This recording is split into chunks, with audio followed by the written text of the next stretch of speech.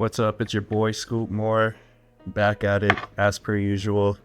It's been a minute since I did one of these solo pods, so I was like, let me just jump on the podcast and see how it goes. It's been a while, so I feel like I had to bring some updates, but this is gonna go a little bit different. It's not just gonna be I'm gonna be covering everything. I'm gonna be covering sports, just current events, as per usual, updates, talking about things. Maybe sometimes I'll have other people on joining with me, but for the most part, it's just gonna be, chill vibes, and just discussing things. I have 3 topics for today. It's probably gonna last like about 20 to 30 minutes, maybe 45 minutes, but most likely like 30-40 minutes of just rambling on and talking about sports. Well, today's mostly sports that's been on my mind, things that I wanted to discuss. The Minnesota Timberwolves, I want to talk some basketball. They've been a team that's been, a hot topic on, I'm a Celtics fan, but the Timberwolves have been a hot topic on how they've been going. They made a trade right before the season started, trading Karl-Anthony Towns out of there to the Knicks for Julius Randle and Donte DiVincenzo. And I knew right when that trade happened, I knew it just wouldn't be a good fit. I thought they were messing up a good thing.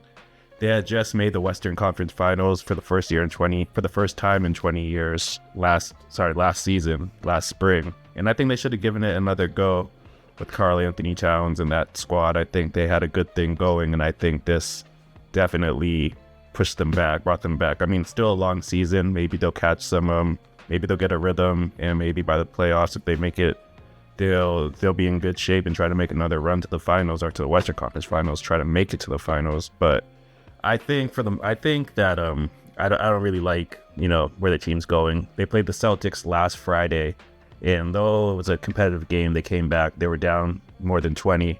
They fought their way back. They had a chance to win it. Naz Reid missed a 3 at the buzzer that would have won the game. They lost by 2, I believe 107 to 105. They just don't have that same aura that they had last year. And they had Mike Conley Jr. was out that game, and Mike Conley Jr. is a big piece to their team, is a big piece to that squad. So it's really tough for me to think that someone that was drafted in 2007 is someone that you want to rely on that heavily as a starter in 2024, going into 2025 and into the playoffs. I just don't see that team, succeeding and going far like they did last year. If you're relying, maybe like you're a big part of your team is relying on Mike Conley Jr. to be available and to contribute as if he's playing for the 2013 Memphis Grizzlies, and that's just not the case.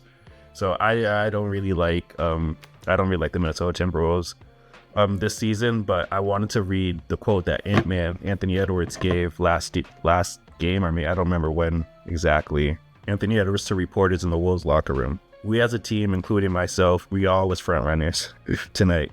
It was some BS for sure. I think it's soft.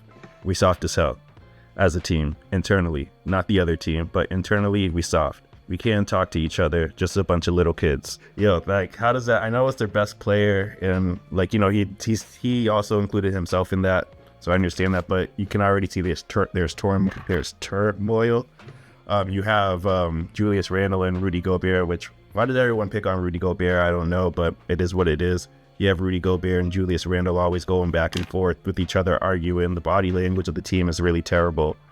So that team is a team that, dealt with a lot of conflict, throughout, I guess you want to say the Rudy Gobert years. I won't say eras, but especially the first year when you had Rudy and Kyle Anderson fighting on the bench at the end of the season. They were one of their last games of the season 2 years ago, and I don't see championship. I don't see a championship mentality from that squad at all. But you never know. We'll see. They have a chance to turn it around. It's a long season. You don't want to write them off yet. But Edwards is still young, and I feel like they're gonna have to make a couple tweaks. Donte DiVincenzo, even though his stats haven't been spectacular, they're not. He's not shooting at a high clip like he did last year for the Knicks. I think he's gonna wake up. I think he's gonna get to it. The trade came at a weird time, right before training camp. They probably should have done it. They probably should have held off on it, because that trade would have still been there in the summer. I know Minnesota was looking to get off of Cat's contract. It was, there's a lot to, someone was going to be the odd man out. Ant-Man just got his big deal. Also, they had re-signed Naz Reid, and he seems like someone that's going to be part of the Minnesota Timberwolves for a while. So I don't see them getting it back together, but I think in due time, I think with a couple more moves, or they should move Julius Randle. I'm already going to go there and say that I don't think Julius Randle's a winning player. I like him as a player, but I just don't think his style of play, equals winning. The Knicks really took off after he got injured, and they looked great. And if more injuries didn't happen, they probably would have been in the Eastern Conference Finals and not the Pacers.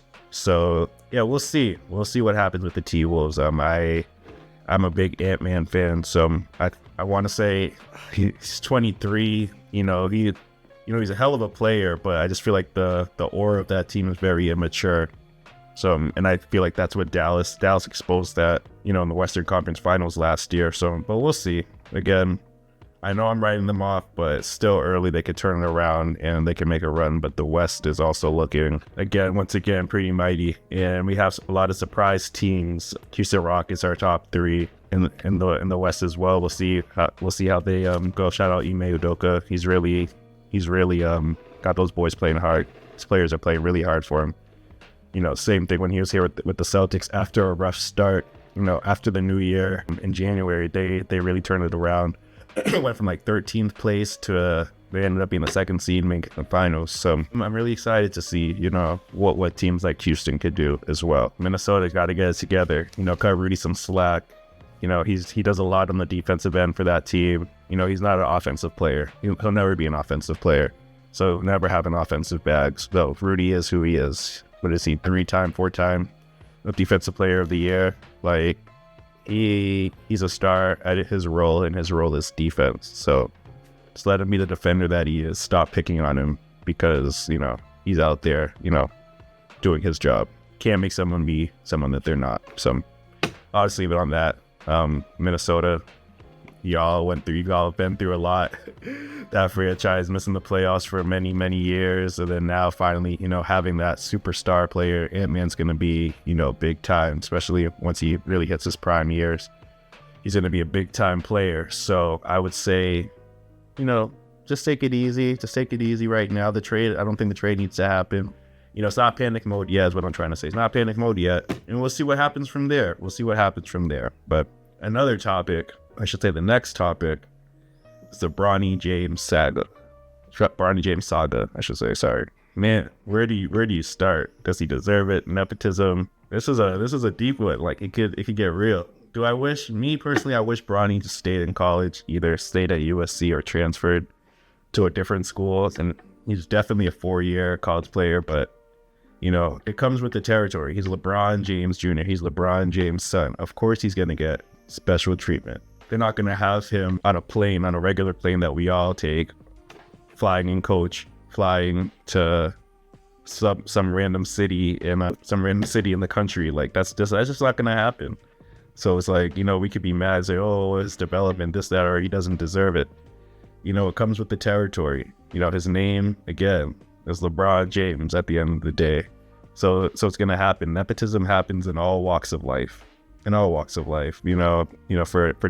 demographics. And this is just how it looks like for him. I think he's embracing it. I think he has to. Do I think that he's a bona fide NBA player? Not yet. Not right now. I don't think so. But he got drafted. It's not like he got drafted in the first round. He got drafted with like the 3rd to last pick. There's only 58 picks in this most current draft. He was a 5th pick. And he's at the Lakers, man.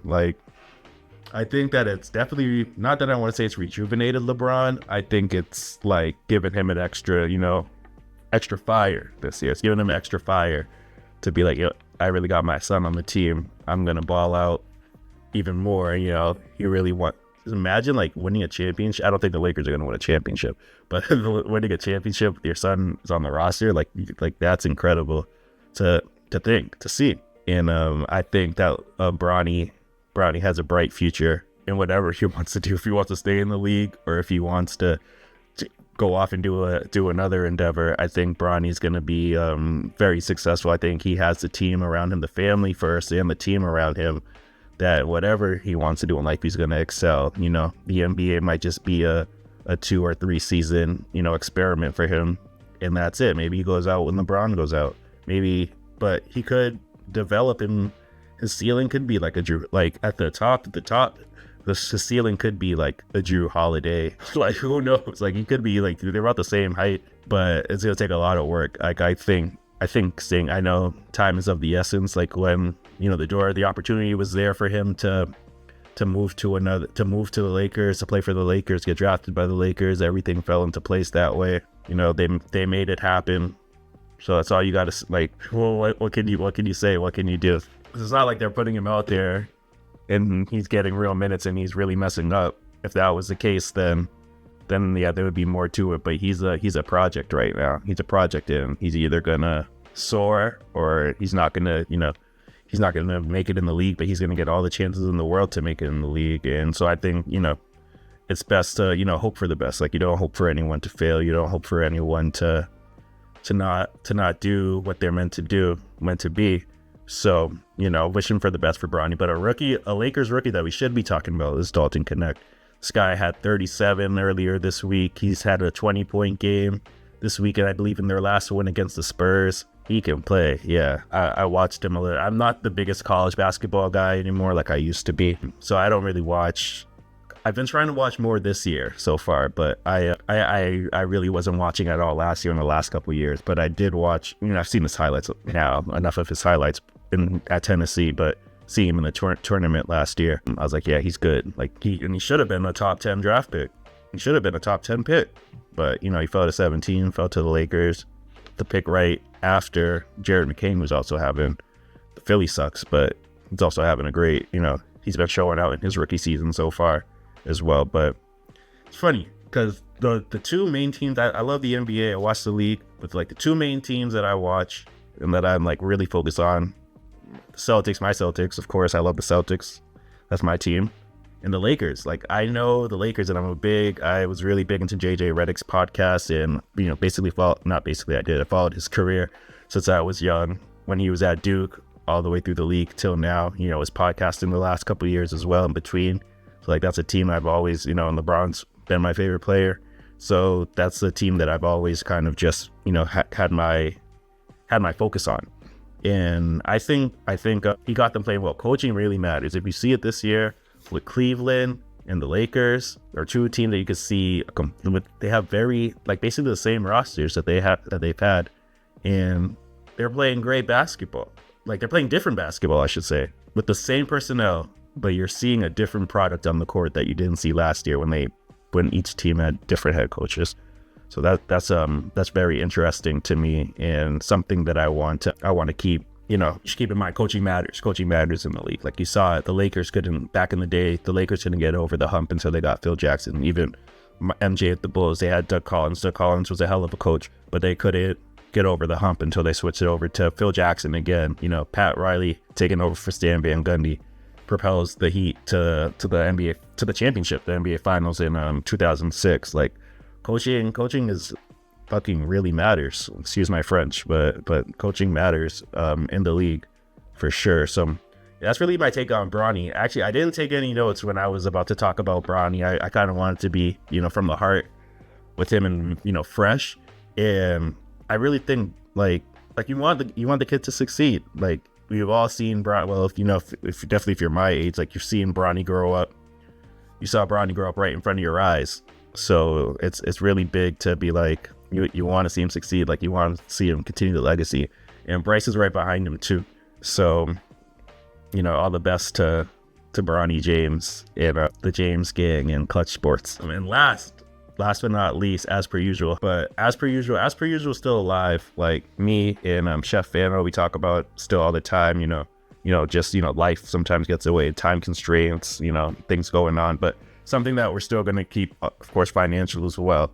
But, it's things that we definitely want to keep that rolling. I'm definitely committed to doing this and then talking to you guys, just like this, and trying to grow, talking things that I like, sports, sometimes maybe City will come on here and have a discussion. Maybe sometimes Jules too, if he wants to jump on here and just talk that talk. But yeah, man, it's It's been it's definitely a project that we started in 2021.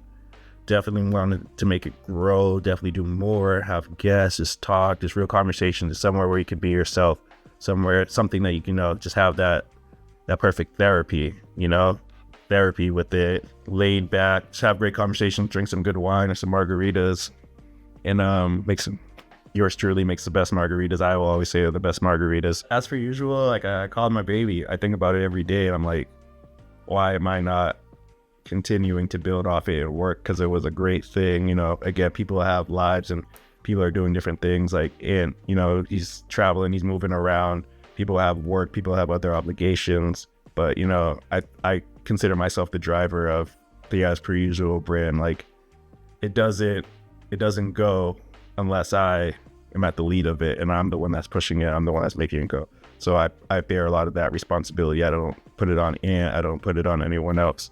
I put it all on myself, because I know if I'm like, yo, we're doing this now, we're doing here, we'll make it happen.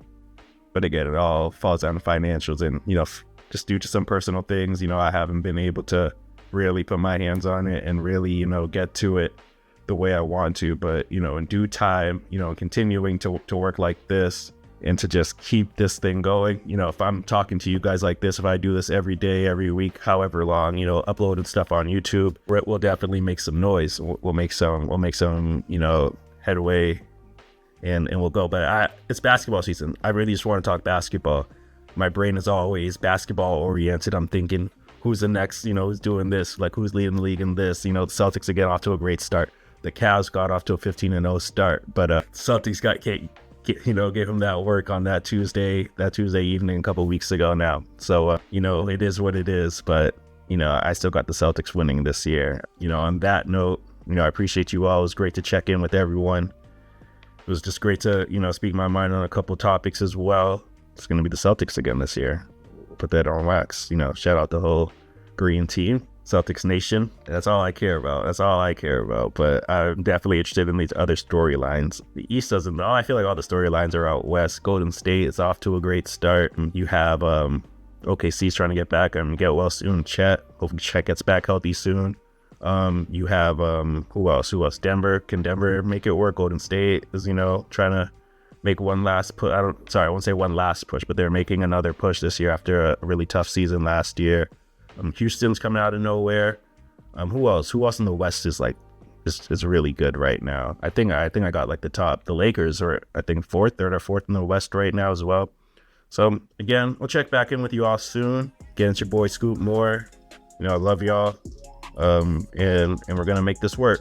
On that note, we out.